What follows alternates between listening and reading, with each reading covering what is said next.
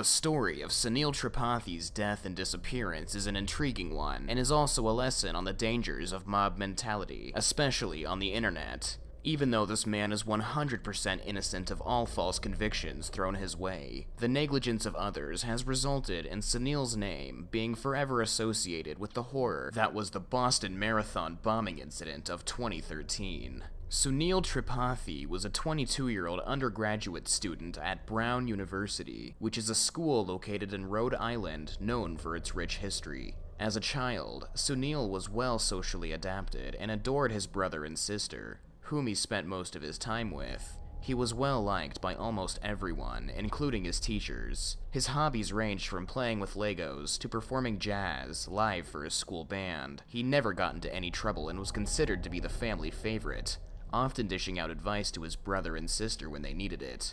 Sunil had a love for philosophy, and during his school years achieved incredibly high grades. His brother and sister were shocked to see how well he was doing compared to them, and often were curious to see how much better he was doing than when they were in school. When Sunil entered college, he was beginning to showcase signs of depression, which notably seemed to worsen as time went on, though he continued his studies at Brown University regardless. As Sunil's depression started to get worse and worse, he eventually suspended his studies at Brown and wallowed in his apartment, refusing to get help for his depression at the behest of his entire family. On the night of March 16th, 2013, Sunil left his apartment and was seen walking down a few empty roads. This unfortunately would be the last time Sunil left his apartment. A few days later, Sunil's sister, Sangeeta Tripathi, went to visit Sunil at his apartment unannounced to check on him, as his family was incredibly worried about him not picking up their calls. When Sangeeta managed to find her way into Sunil's apartment, she was shocked to find that Sunil was nowhere to be seen, and that he had left his phone and wallet behind him. His belongings were also all intact. However, it was evident that Sunil hadn't been home for a long time. Sangeeta knew for a fact that something was very wrong. She contacted her family, who then joined her on a frantic search for Sunil's whereabouts.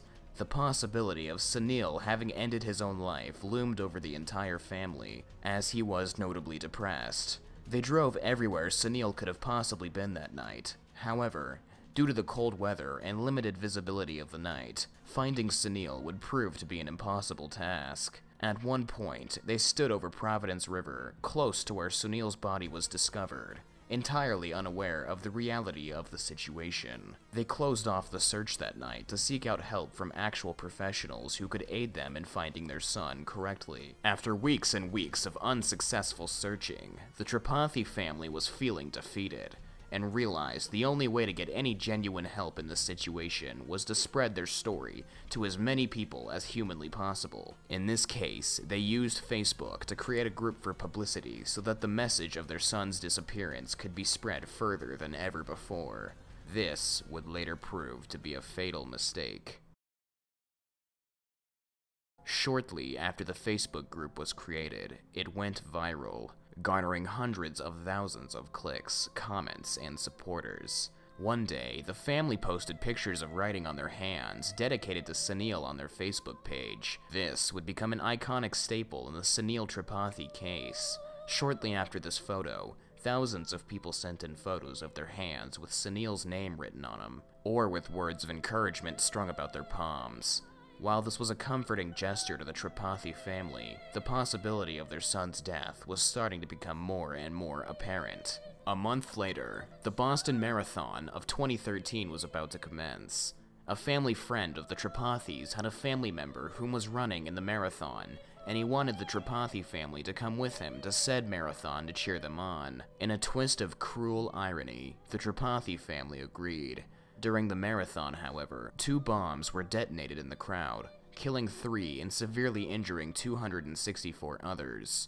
Immediately after this event occurred, an investigation took place. However, while a real investigation involving government officials took place, So did an amateur one on Reddit. Shortly after the marathon incident, an image circulated online of the two suspects involved. A Reddit user commented on a post containing these images, stating that the suspect looked almost identical to a kid at his university that had gone missing only a month beforehand. He was indeed referring to Sunil Tripathi. Once this theory picked up steam, it was further researched, only for it to become the general consensus that Sunil Tripathi was indeed suspect 2 in the Boston bombings. This spread to journalists worldwide, who then found themselves attempting to maliciously contact the Tripathi family for hours at a time. It was so bad that Sanjita couldn't even use her phone without getting a call notification. The subreddit Find the Boston Bombers and the hashtag Sunil Tripathi were both trending. Thousands of hate comments regarding Sunil were posted to not only Twitter, but to the Facebook page the Tripathis had made for their son. Shortly after this mess occurred, an MIT officer was murdered by the real suspects of the Boston Marathon bombing. Unrelated to this, the Sunils had deleted their son's Facebook page due to the influx of negative comments. However, they did so unknowingly 30 minutes after the MIT officer was murdered, which created a whole new list of suspicions online. The Tripathis were now being targeted as the public was convinced they were covering up their son's malicious acts that he ironically had never committed in the first place. However, an unintended plus of this controversy was that the search for Sunil Tripathi was now trending, and he had a much greater chance of being found than before. A few days after this absolute mess, the real suspects' names had been released to the public, and Sunil Tripathi's innocence was now proven. His Facebook page had been restored, and Reddit had issued a personal apology to the Tripathi family for their negligence in not banning people who violated their personal information guidelines. For a short while, things were starting to look up for the Tripathi family. Until April 23rd, 2013. Police arrived at the doorstep of the Tripathis and informed the family that Sunil Tripathi's body had been discovered floating in the Seekonk River, which suggests his body was washed away from the Providence River, which is nearby. His cause of death was drowning, and this was an apparent suicide. The Tripathi conspiracy was over. The story of Sunil Tripathi is a tragic tale that shows just how much damage false news reporting can do to people and their families. The search for a missing Brown University student comes to a tragic conclusion. Police do not suspect any foul play, but they are still trying to determine the cause of death. Students say they're just relieved that Tripathi was found. Well, the big story on Action News this noon is breaking news in the case of a missing college student from Radnor Township. Police confirm the body of Sunil Tripathi has been found in Rhode Island. The former Brown University student was last seen near his off-campus apartment in Providence last month. Members of the university rowing team found his body in the Providence River Tuesday afternoon. The medical examiner has confirmed his identity through dental records. This was an innocent man that had absolutely nothing to do with the Boston bombings in any way, shape, or form, but for a while, the internet was convinced otherwise.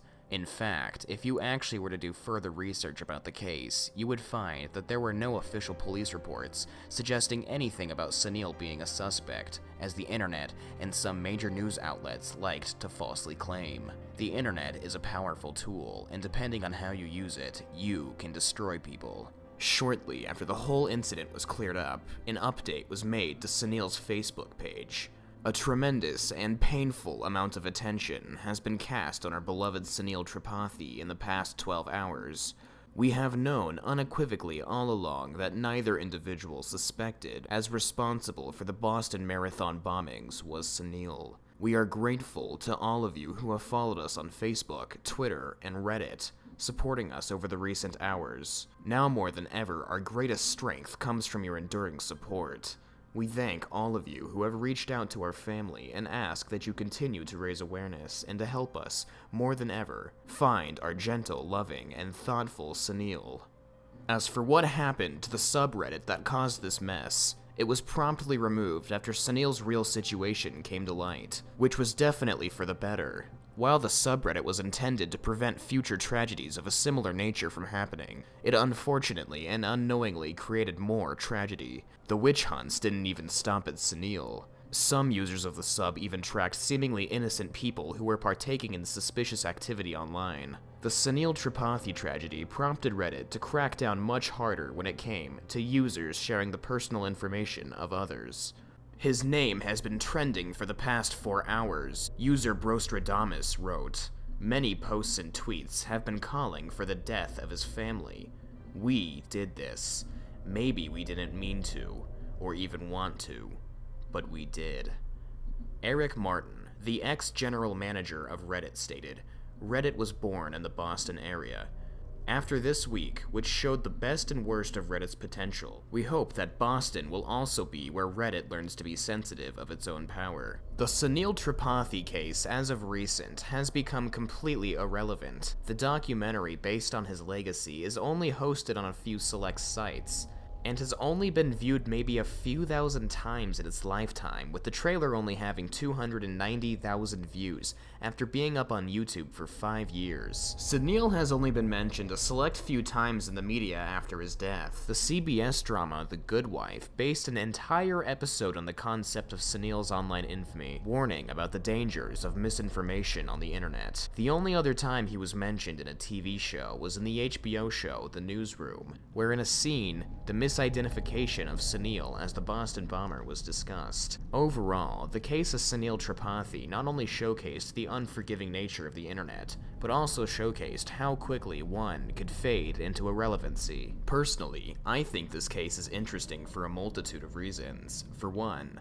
the coincidences supposedly linking the Tripathis to the Boston Marathon incident of 2013 are insane. Their son's disappearance date, the fact they were at the Boston Marathon at the time of the incident, and the fact that Sunil happened to look a lot like suspect number 2 is just too much to believe. This case also opened my eyes to how incredibly gullible and animalistic the internet can be. Without any legitimate evidence linking Sunil to suspect number 2, a single subreddit managed to convince an entire nation that an innocent man was guilty of something he knew nothing of.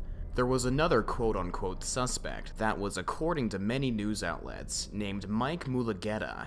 Surprisingly, this name was actually mentioned on a legitimate police scanner. However, there is no evidence out there supporting the existence of a Mike Mulugeta.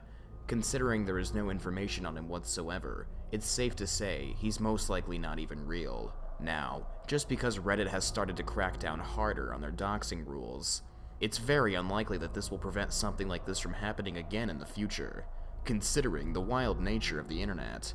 As soon as another case requiring armchair detectives comes to light on Reddit or on any other social media site, it's likely that something like this will happen again in the future. Now, when you've got situations like this, it's never entirely clear what exactly their focus is. I don't know. This family does not know how to share that grief with the real victims. That's pretty much. Can you tell us about the last search for a missing Ivy League student who vanished 2 weeks ago? Lean back. Tripathi's brother and sister have been canvassing the Providence community where he was last seen. While searching Tripathi's computer and bank accounts, police hope this image could lead to some clues. His state of mind in those last interactions on the computer and the last few hours that people knew where he was. So right now, still no leads about where he may be. Thanks for watching this video on the disappearance of Sunil Tripathi. If you like this, consider subscribing to this channel for more true crime related content. Videos will be uploaded frequently and consistently. Stay tuned.